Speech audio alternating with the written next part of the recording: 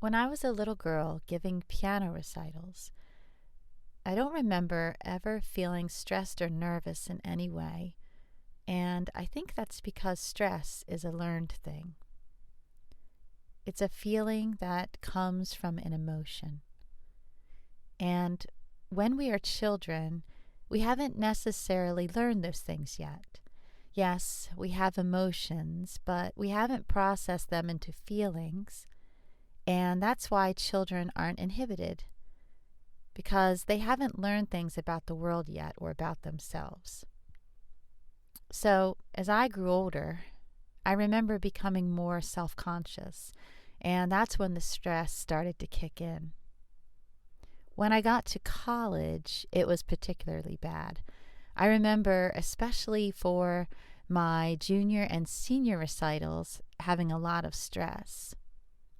These were recitals which were probably about 45 minutes in length. It was a lot of music. I had to memorize everything, and I was the only one performing. It was incredibly stressful. In fact, in both recitals, I don't really remember the first piece I played.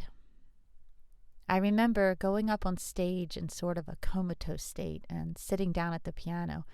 It was almost like I had blacked out in a way because my nerves had gotten the best of me so much that I almost didn't even know what I was doing. It was a very frightful condition to find myself in. But in spite of that, I was successful. I don't believe anyone in the audience noticed my distress, and it certainly didn't come across in my music making. So, after this, I processed it and I thought about it. I wondered what enabled me to have a successful performance, even though it was almost as if I wasn't there. It's interesting because in the years that have followed, when I perform and I'm complimented afterwards, sometimes I will share with the person that I was nervous, and I'm always met with the same reaction, which is one of surprise. They're surprised that I was nervous, and the first thing they always say to me is, "Well, you didn't show it." How did I learn to deal with the music making stress? Well, before I have a performance in which I know I will be very nervous, I like to withdraw. For me, I need to cut off the external world. I learned that lesson from my piano professor in college. I don't know his type, but I suspect he could have possibly been the same type as me, and the reason I say this is because he knew how to deal with me. And it was interesting because he dealt with me in a way no one ever had before in my life. He knew I was struggling, so what he did was he gave me mittens to keep my hands warm, and he took me into his office and he left the room and shut the door. It was a very small and cozy room, and he left me in there. And it's exactly what I needed because it forced me to cut off the external world. I didn't need to focus on other people at that time when I was highly stressed. I needed to turn inward, and that's what I did. So I shut down all outside systems and focused internally. And I learned from that. And that's how I was able to get through musical performances, is just to spend time alone before I would perform so that I would have that chance to center myself. So I learned a very valuable lesson through that stress. And like everything in life, we can learn and take away things. People are always saying that we need to banish stress from our lives. And while I do understand that chronic stress is a bad thing, I don't know that temporary stress is a bad thing. In fact, I think we can learn a lot from having some stress in our lives. Not only that, but I think some stress tests our mettle, and it also shows us how strong we are or how strong we can be. I think we surprise ourselves when we come out the other side of it. that we survive that particular period in our lives. It shows us how strong we can be. I think it's important when you go through stress to identify the emotion behind it. Stress is a feeling caused by an emotion. For me, in my music making, the stress was caused by fear of failure. By centering myself and withdrawing is how I was able to deal with that fear. Not all stress is caused from fear. Some is caused from anger, and some is caused from grief. So in my life, I had a recent experience of intense stress. It was honestly the worst stress I've ever endured in my life. It was a 4-month time period in which I shouldered intense burdens and responsibilities, and there was no other way it could have been handled. I was the one that had to handle the burdens. My siblings were not in a position to handle it. They couldn't handle it. In some cases, because it was too emotionally difficult for them, or because they had other responsibilities in life, people in their life that needed them. So I realized this, and I knew I had to be the one to take on the burden myself. So for 4 months, I endured incredible stress. Phone calls every day from the state, from the university hospital, from extended family.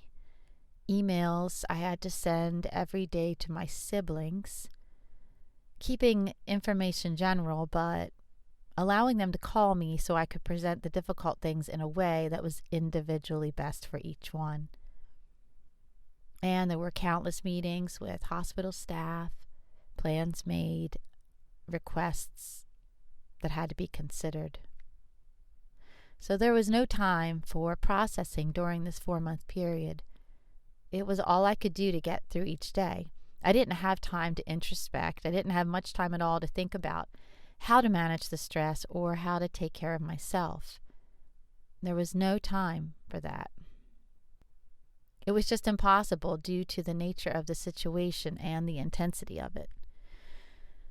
And when it was over, I found myself at the lowest point I had ever been in my entire life.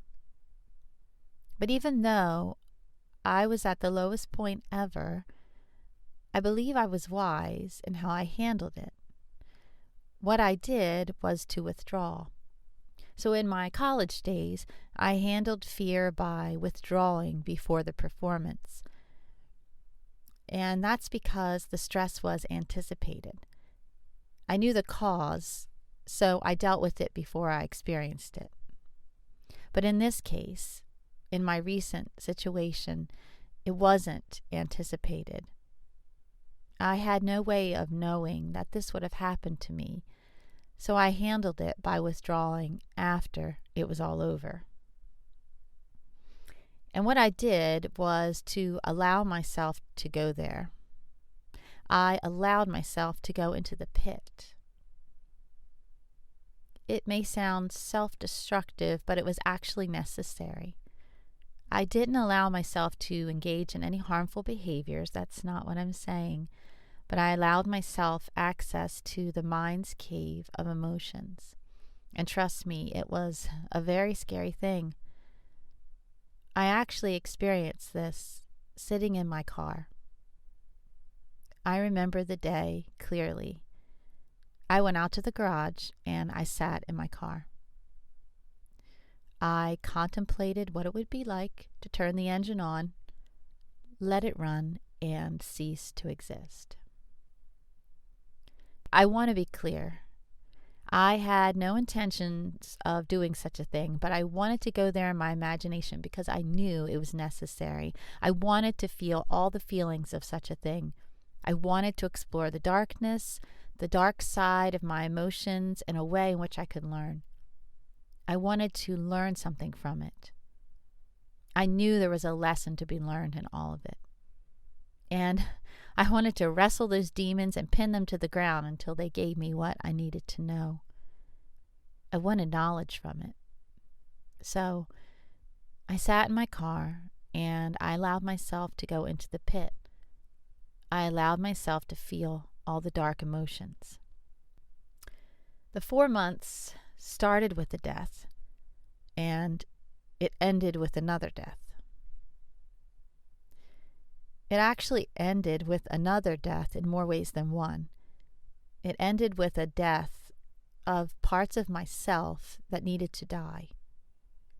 There was new growth happening, and I needed to kill off the parts of myself that weren't productive, that I had outgrown, that were unnecessary. And I did that day, sitting in my car. I destroyed those parts of myself by allowing myself to face those emotions.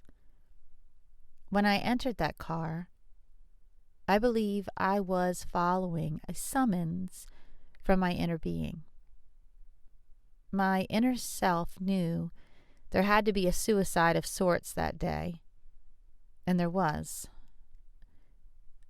I killed off the things that were unnecessary, and I killed off the parts of me that were no longer viable.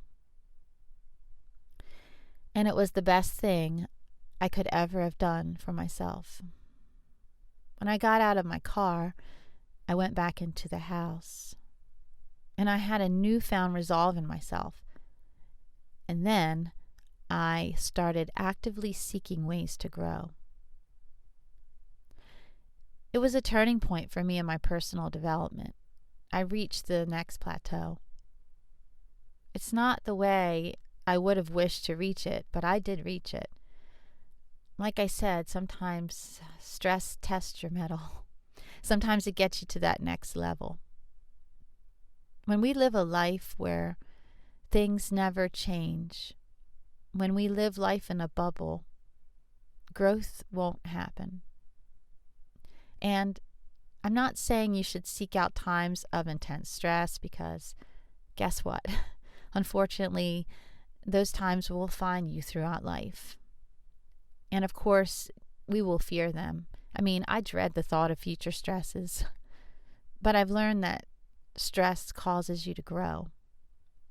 It teaches you things you couldn't have learned otherwise. And that is the nature of the human spirit. Great things are born in adversity. When you live a life that never challenges you, or that never holds any challenges for you, it's hard to change. There's no need to change. So going back to what I said earlier, you have to identify the cause of your stress. In other words, you have to identify the emotion that is causing the stress. So for me, in my music making, the stress was caused by fear. As I said, there was a fear of failure. There was a fear of letting people down, my piano teacher, and, all those who believed in me. So once I had finished the recital, I was immediately released from the fear. It was over, and I experienced intense relief. Relief just flooded through me. Everything went well, the experience was done, and the fear had passed. But in the experience I had recently, the stress came from anger. It came from a place of anger. I was angry because of what had happened. And it wasn't a misplaced anger at all. It was a righteous anger. I had every right to be angry at what had been done. But the stress still came from anger. And whether anger is justified or not, it doesn't matter, because if you don't deal with it properly, it's going to come out in various ways. And I think the more you try to squish it into a little box, or the more you try to deny it, the more you try to run away from it, the more it's going to leak out in unexpected ways. And I found that to be the case with me. And even though I grew as a person from my experiences, I did find that I was still having trouble because I had not processed my anger. And it takes time. I truly didn't know I was angry. On the surface, I felt I had made peace with things. I felt I had forgiven what needed to be forgiven. I was calm on the surface, just as I was calm during those recitals, but underneath things were simmering and getting ready to boil over. I mean, my insides were just a mess of boiling emotions. And when stress comes from fear, I think the emotion that boils over afterwards is just relief. You experience intense relief. I know that after my recitals, in both cases, I was very giddy. I was very lighthearted. I was probably much more openly silly than I usually am in real life. But that was the boiling over, right? That was the relief coming out. I was giddy. But when stress comes from anger, the boiling over is not as pleasant or lighthearted in any way. So for me, it came out in the form of dreams. And at first I was confused because I thought I was okay. I believed that I was okay. But in my dreams, I was getting another message entirely. In fact, I had regular dreams about my parents. In many cases, they were terrifying because in a lot of ways I was reliving what had happened in my dreams. And I actually shared one such dream here on this channel.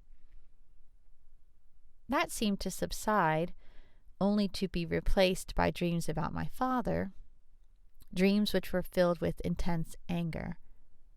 I mean, I could feel the anger in my dream when I saw him there. I was angry, and that was a theme of my dreams, always anger. And I realized that my stress was stemming from anger. My stress stemmed from grief as well, but for some reason I did better at processing the grief than the anger. This confession is probably laughable for some. They would hear me tell this story and it would seem so obvious to them, but for me, it wasn't obvious. And I think for many of us, it's not obvious. It takes a lot of work to turn the light on inside and start digging things up and examining them. It's just not something we're used to doing.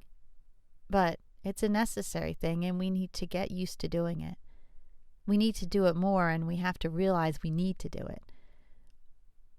It's one of those things that just come from maturity, I think. I mean, here I am. I've lived for several decades and I'm still discovering these things about myself. So it took me a while to realize that my stress was from anger. And I didn't want to give in to that, you know? But I realized I had to give in to it. Kind of like the day in the car when I gave in to all the emotions, the aftermath, so to speak, of everything that I had been through. I realized that I had to process the anger and I had to give in to what it feels like. In other words, I think it's okay to express your anger. If you're going to express it to another person, yes, it has to be done appropriately, but for me, I prefer to do business like that personally. It's difficult for me to open myself up in that way. So for me, I feel most comfortable doing it alone. And I'll be honest, I mean, I can rage. And I think it's good. You know, I think it's good to rage alone where no one can see and nobody has to know. I mean, I've punched things. Pillows are a really good thing to have around. You can just take out your anger. It sounds destructive, but it's actually a good thing to just give into it, to fully give yourself up to it. As long as you're not harming yourself, I don't see anything wrong with it. I think you have to do that in order to let it go. If we're to be honest with ourselves, all of us have crying fits when we just sob to release everything that's been bottled up inside. So why not release the anger? It's the same thing in my mind. You have to face it. You can't run away from it. You have to face it. You have to look it right in the eye for it to release you. So I've learned something in all this. I've learned that there's something inside of me that knows when I have to deal with things. I can fool myself and I can lie to myself and I can say I've taken care of it, but my true self knows I'm a liar. My true self knows I haven't dealt with it, and it's going to remind me. It's going to let me know in my dreams or in other ways. Another thing I experience is a loss of emotional control if I haven't processed something. I find that I lose it emotionally. I've been in situations that, and I won't share this because it's very personal, but where I was at an event and something happened and I was overwhelmed with the desire to sob and I could not get out of the room fast enough, to find the nearest bathroom. I realized I hadn't questioned why. I hadn't processed the reason, so it leaked out in the worst way. That's what I'm saying. It takes you by surprise. It takes me by surprise when I don't process things. You could be out in the middle of a crowd or having a conversation with someone, and all of a sudden it's going to hit you, and that's your reminder. That's yourself telling you, you need to deal with this. Look what you're doing to yourself by suppressing these things. And then you have to deal with it. And the only way to deal with it is to give into it and explore it and not be afraid of it. You have feelings for a reason. Feelings are there to teach you something about yourself. So we can't run away from them. We have to explore them, no matter how much it hurts. And it does hurt. It does. But you have to hurt yourself sometimes in order to arrive at a greater understanding. I'm a stubborn woman. I admit that. Sometimes it can be to my own detriment, but sometimes I can use it to my own advantage. I want to do things for myself because I know I have what I need within to fix things in myself. I know it. It's not that I'm above asking people for help, but I know the way I need to do business with myself, the way I see fit. And I've had people in my life who have gently guided me in ways I've needed to be guided. Those people are invaluable to me.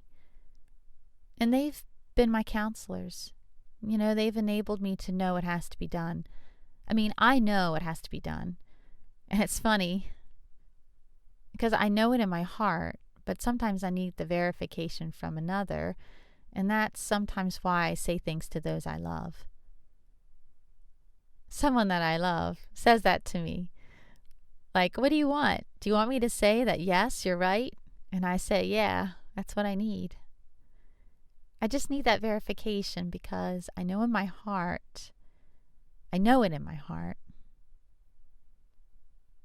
But it's just nice to hear it sometimes from those I trust. And then I know I'm going in the right direction because I trust that their counsel and advice is sound and wise because they know me and they have my best interests at heart. So I guess my message in all this is not to be afraid of stress. Stress can teach you things that I believe otherwise you would never learn about yourself. But in order to learn the things you have to learn, you can't be afraid to get in the ring with the stress. You can't be afraid of the fight. You have to get in the ring with stress and do business with it. And I think when you choose to step into the ring, you know you've already won.